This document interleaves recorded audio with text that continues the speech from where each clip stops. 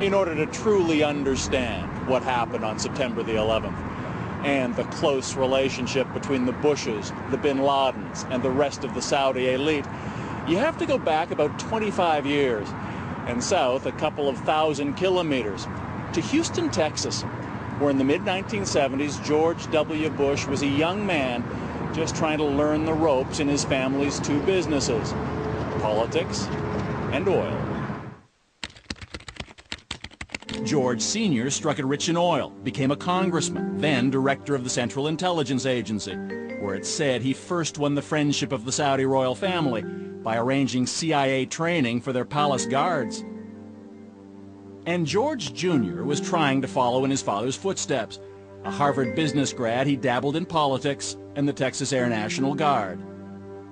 And it was about the same time that a man named Bill White, a former fighter pilot with a Harvard MBA himself, was recruited to work in Houston with someone with business and personal connections to both George Bushes.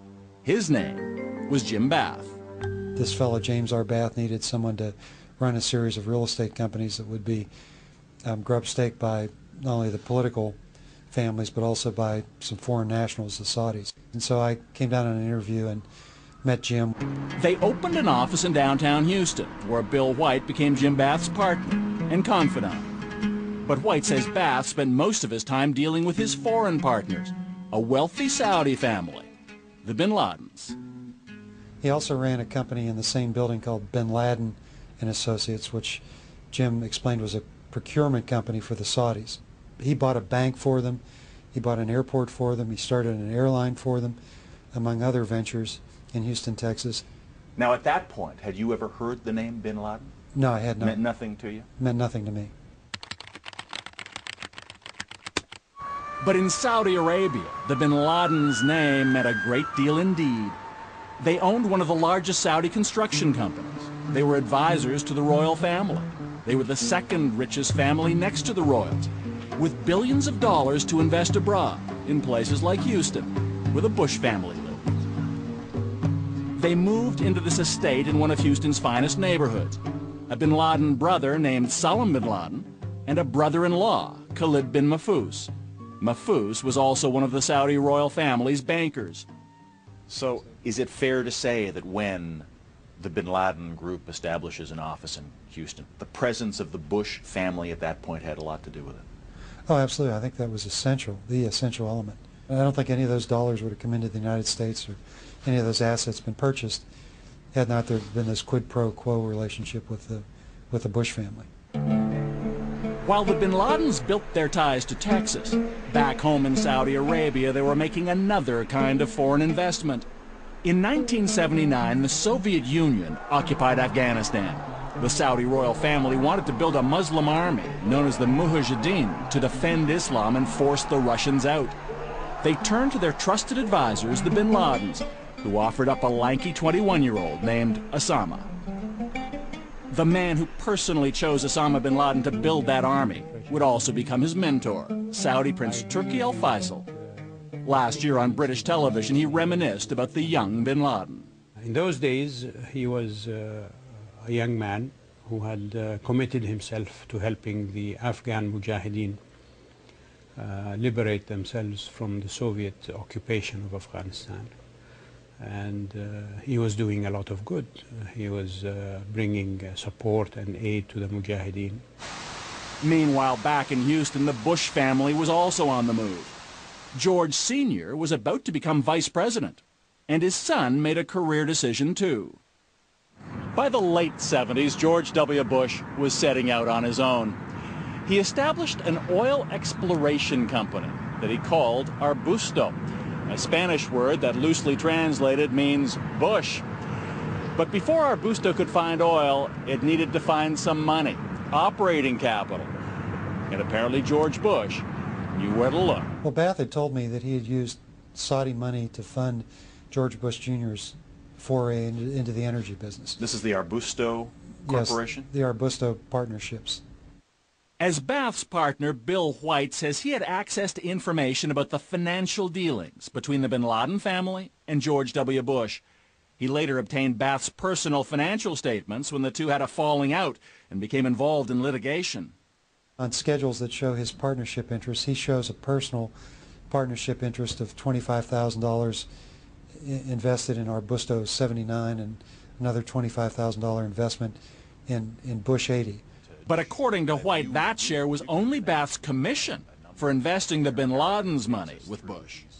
Do you have any knowledge of how much money the Saudis put in? Well, he told me it was in excess of, $1 million. So there's no question in your mind whatsoever that whatever went into George W. Bush's companies from Jim Bath was money from the Saudis. 100% of it was Saudi money. And George W. Bush would have been aware of that? Oh, absolutely. But that wasn't all. A few years later, another oil company in which George W. Bush was involved needed cash. It got a reported $25 million, again, thanks in part to Bush's old Houston neighbor, Khalid bin Mahfouz, Osama bin Laden's brother-in-law. And it wasn't only George Bush the son who benefited. The bin Ladens did business with the Houston bank where George Bush Sr. was on the board. What time is it? Victory time. This is the non-political part of this. Come on. And businessman Bill White says whether Bush Sr. knew it or not, the bin Ladens were also generous with him when he ran for president in 1988, allegedly finding a way around the U.S. ban on foreign campaign contributions. My understanding from Bath was that they were making campaign contributions by taking briefcases full of cash to the law firms. They would give the cash to the lawyers, and then each of the lawyers in turn would make a $1,000 campaign contribution to Bush. Which would presumably be against electoral law in the U.S. Well, it is against the law, but it's obviously covered by virtue of the attorneys making the contributions. And when George Bush Sr. became president, as with George W. more than a decade later, the Saudis occupied a special place at the White House. The Oval Office always open to one man, Saudi Arabia's ambassador, Prince Bandar. He's got instant access. He calls them up, says, I'm coming over. He's got instant access to the CIA, anybody he wants. He can summon people. He can call anybody up at home at any time, which most ambassadors in Washington cannot do. Robert Baer served with the CIA for 21 years and spent much of that time in the Middle East. What is the George W. Bush calls Bandar? Bandar Bush? Bandar Bush, yeah, he calls him Bandar Bush. You know, that's fine. Bandar's a great ambassador. It works great until you turn a blind eye, until you believe everything Bandar says. Baer believes that Bandar's position is symptomatic of the blind self-interest on both sides. That's the Saudi-American relationship's fatal flaw. It's a lesson George W. Bush and his administration wouldn't learn until it was much too late. Had Saudi Arabia been acting as one might expect a true ally and friend to act, could they have told the U.S. all they needed to know about the real threat posed by bin Laden? They knew everything. They were the source of fundings that went to buy arms, to buy bombs through their charities. And those charities in Saudi Arabia are all controlled by the government to some extent. It was 1991. The Gulf War was over. American troops had defended Saudi oil fields against Saddam Hussein. Now the U.S. could continue to enjoy the economic security which came with all that Saudi oil. It was essentially the same deal George W. Bush himself made when he did business with the bin Ladens in Houston. One side got a powerful partner, the other, oil and money. Former CIA agent Robert Baer.